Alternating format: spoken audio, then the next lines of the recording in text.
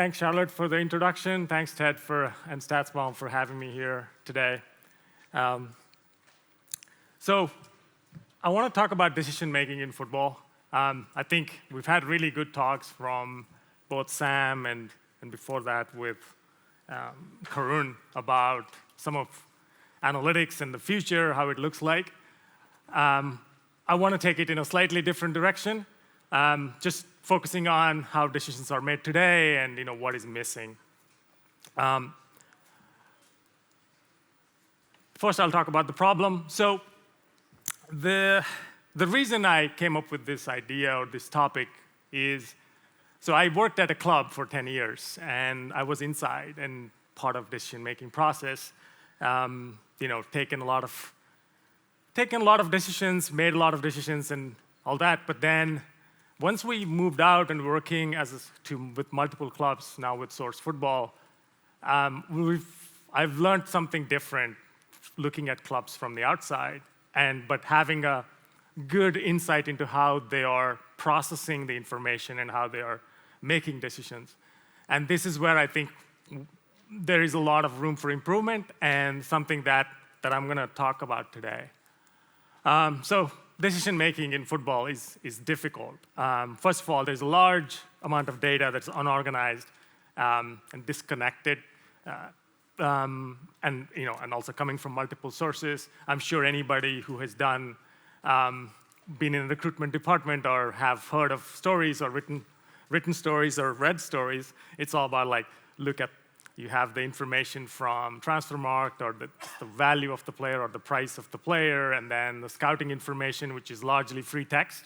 There is not much of, I'm sure there are some scouting platforms and some teams have some ratings, but they're all very subjective. And then there is the information that's other types of information that comes in, like about the background of the player, or I've heard this about the player, there is this piece of news, this is his Instagram account. So there's all these pieces of information are very disparate and unorganized sources. And then you have to make a decision within a time-restricted window, or you have to make, and all the scramble before the deadlines, and they're making decision, we made the decision 13 seconds before the deadline. It's not a badge of honor, but the problem is processing this information, and sometimes there is just so many things to get done that it takes this long. And also the other part, probably the most important part is, it's very difficult to evaluate whether, was it a good decision? A lot of times we look at the outcome and say, yeah, the player worked out, or he scored a lot of goals if he's a forward. And so we generally tend to depend on the outcome to measure whether it was a good decision or not. A lot of times that's probably not repeatable or not something that you can rely upon because there is a lot of outcome bias. And so the question is hard to answer. Even more harder than the question, was it a right decision, was decision taken, was the process of coming or arriving at the decision the right one? That's even harder. And part of this, or some of the reasons why this is so hard is because when you go into I'm focusing on player decisions, but this could apply to a lot of things within a football club on the sporting side. Lack of a clear strategy. What I mean by this is that is the club trying to promote youth players and try to sell players, or are we trying to just win the next game?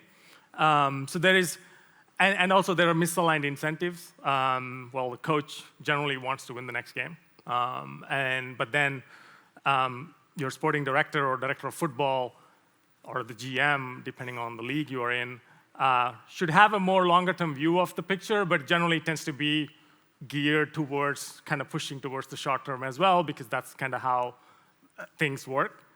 And then the information is not organized very efficiently. What I mean by that is there is all these information sources I just mentioned, and there is no hierarchy.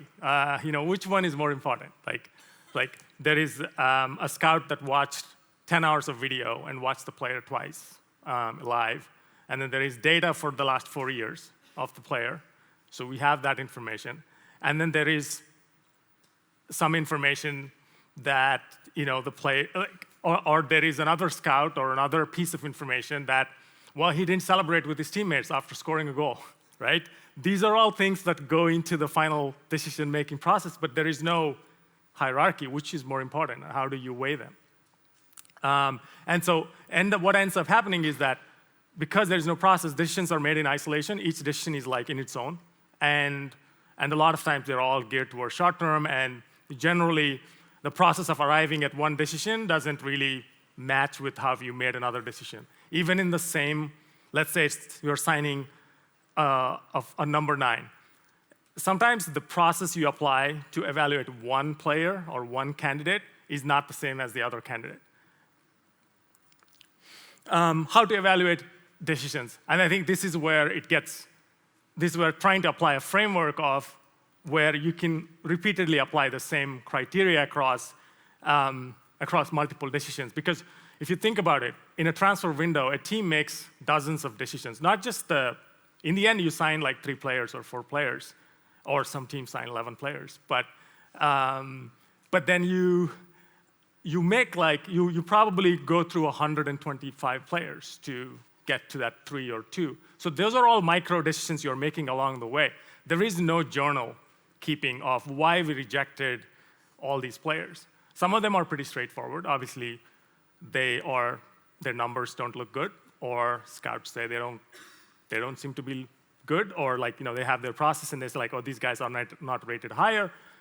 But then it's just keeping that track of that process. I know Luke Byrne, who's going to talk later today, he always mentioned this about, during his time in NBA, how he used to keep track of all the decisions they made about player acquisition and how they arrived at each decision, and all the different decision points of what, at each junction of a decision they have to make yes or no, why did they make it, just to go back and see how they arrived at that based on how the player pans out in the end, which is, I think, a great practice.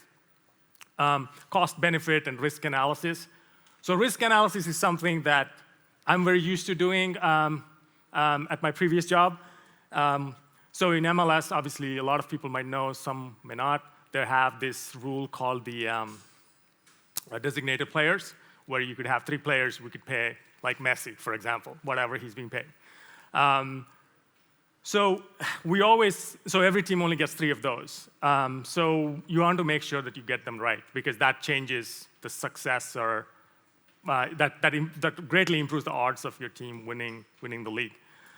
So we always try to edge towards or err towards miss out on a few players, good players. Like, we're okay with false negatives, but we're not okay with false positives. So our risk tolerance was very low on those. Whereas a different budget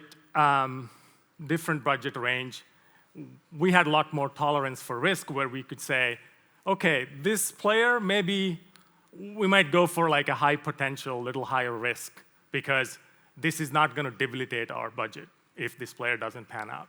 So some of those. But if you look at, and then the opportunity cost is another one that's often overlooked, because it is what would have happened if you didn't do something, or what would have happened if you signed a different player. This comes up very often with respect to development of younger players coming through the system. So let's say you have an 18-year-old right back in your team, in your development team. He's the best player in the academy. And then you have a 30-year-old backup for the first team. The starter gets injured. That's the dilemma, like whether you play the 30-year-old because you know you're going to get, or at least you're more comfortable, or the coach is more comfortable that he can give me a certain level of performance, whereas the 18-year-old may be exceptional in a game, and the next game he may cost the team the game. So that decision, and also looking at which point of the season is that game. So in MLS, because of the playoff system, one of the things is like we always wanted our team to play the younger players earlier in the season, because the leverage on those games was a little less. So you wanted the younger players to get the minutes then, so that you know what they've got, so that by the time you come to June, July, August, towards the end of the season, you know what you have in them, whether they will make the jump or they won't make the jump.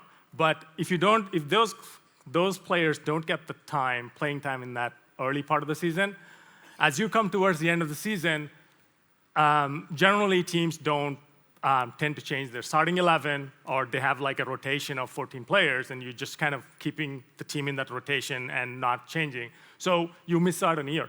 Like, it happens a lot in teams where the players don't get the minutes when they should get early part of the season, and then they have a lost season. So things like that. So those are things that need some. It's a lot of kind of analysis and a lot of discussion. For example, there is if you look at big data companies like Meta or Facebook, Google, they have a separate discipline called decision science and decision scientists who are separate from data scientists. And these people's only job is to evaluate decisions. And so that's something that I think, obviously, football may not have decision scientists as a separate discipline anytime soon, but we need to address that aspect. And this, again, this kind of summarizes this, is when you're making decisions, short-term decisions, are you maximizing for something that's for the next game or next 2 or 3 games, or are you maximizing this for a bigger payout but may not happen in the next month or next 2 months? So that's always been two ways to look at different things. And I think this is basically, I think, calculus. This comes from calculus, where obviously football is not an equation yet, so we can't solve it this way, but the idea is that the solution for both of those, whether you focus on maximizing the shorter term or the longer term, they're different. And it's all boils down to football. You're always making decisions with incomplete information. That's because I kind of joke with this people that if you have full information about a player, by then he's either retired or he's out of your price range. So you always have to make that choice when you have imperfect information. And the question is, how should clubs evaluate this or make decisions when certain key information is not available?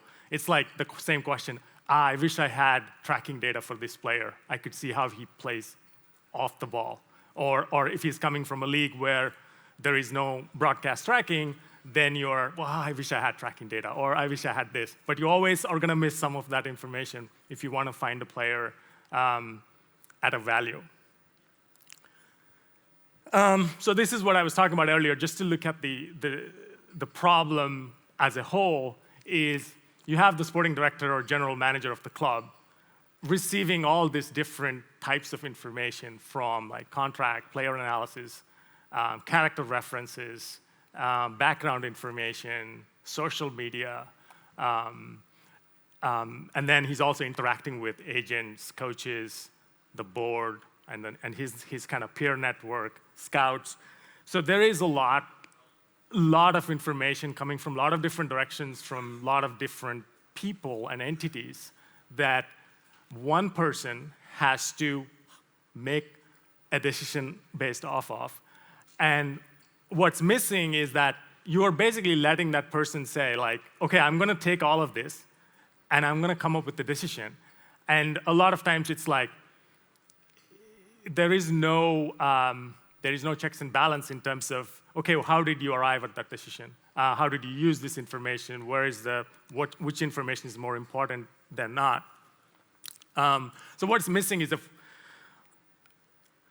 a framework to kind of quantify the impact of different scenarios and different options, like earlier, as I mentioned, like opportunity cost, and a system to quantify and weigh all these relevant information, and present that in a hierarchy, and some software and systems that centralize the football information so that it can be available in an easy format, so that it makes the decision-making process efficient.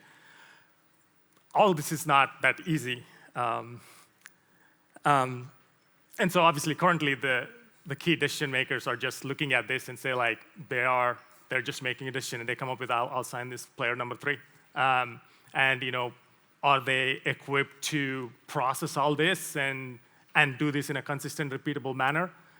I would venture my guess it's probably not.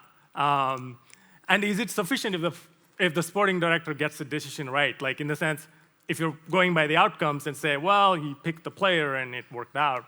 And how often are we reviewing them and looking at introspectively where, well, we got this right, but there is a little bit of luck involved, or there is a little bit of, yeah, we had 3 options on the list, but the first one wasn't available.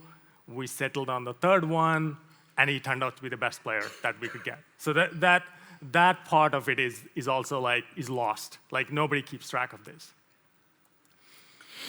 And so the power of compounding decisions comes here, where if you think about it on the field, you always value players that put other players in good spots, meaning you play the ball to the right foot at the right pace, and so that he can, in his stride, so he can go and have a great chance at goal, if you're talking about a midfielder or an attacking midfielder passing to a winger.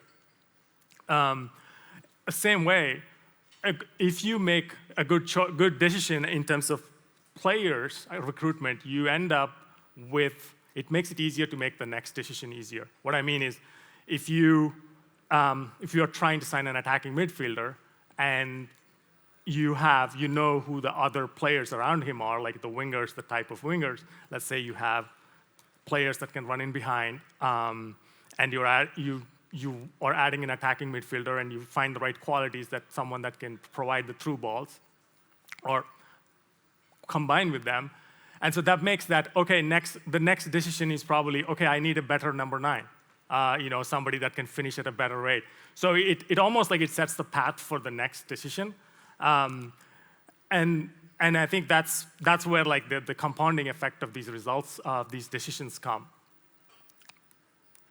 Similarly, if you go the other way, the burden can be pretty bad. And it's not just that decision. You get one player wrong. A lot of times that's probably put you back 3 years or 2 years, depending on, you could be budget restrictions and foreign player restrictions. You can't move the guaranteed contracts. So this is something that we see almost every other football team, is that it can take years before they can come out of that, just because of this. Because you know what the right thing to do. Sometimes the hardest part is you know what's the right thing to do. I know my problem is I don't have the right attacking midfielder, but I can't get one in because I don't have the space on the salary budget. I don't have a foreign roster spot, or things like that. And then you are forced now to make a suboptimal decision. You're like, okay, I'm going to get this player for a short term because this is the only player I can get. So how can analytics help here? So right now, analytics helps inform football decisions in the football operations around the club. As Sam pointed out in his talk, we do have models that can identify the top players or good players. Let's say, given a profile, we can identify a list of good players. But we don't have a process to evaluate the decision-making process itself. I don't think there are many clubs that are using data in a way to evaluate how the decisions are being made. And in the future, I think clubs need to use data analytics to analyze the decision-making process. Right now, it's all done pretty implicitly, and you just maybe sit down at the end of the season and say, hey, we made these 4 decisions, and a lot of it involves outcome bias. The ones you get right, you're like, oh, we did great. The ones you don't get right, we're like, well, this guy didn't do this right. He didn't come in. He didn't have a preseason. I've heard that a lot. So, so there is all of that. You kind of back-populate answers there. Lastly, I want to mention a little bit. This is something where we've seen clubs get things right once and have seen the effects of compounding decisions where they got a good decision right, and then another one, and then another one, and then the club just takes off. Now, the problem I've seen is that after that cycle comes to an end, or when that cycle comes towards the end where you have to replace the group of players or the players that have gotten the success, you end up, the human biases and cognitive biases, they come in and you don't do that. Like you always think, oh, he can play 2 more years. He can play 1 more year. Like you end up going out of that. Very few teams have been able to repeat that. And this is, again, goes back to not having a process to evaluate decision making. Because we always think when we get something right, that's because of us, and when we don't get something right, it's because of luck. So that's a very common thing. Very few teams have repeated consistently, cycle after cycle in sports. I'll just quickly talk about the multi-club ownership groups, because this is one of my favorite topics. And this is this problem multiplied by 100 times is what happens there.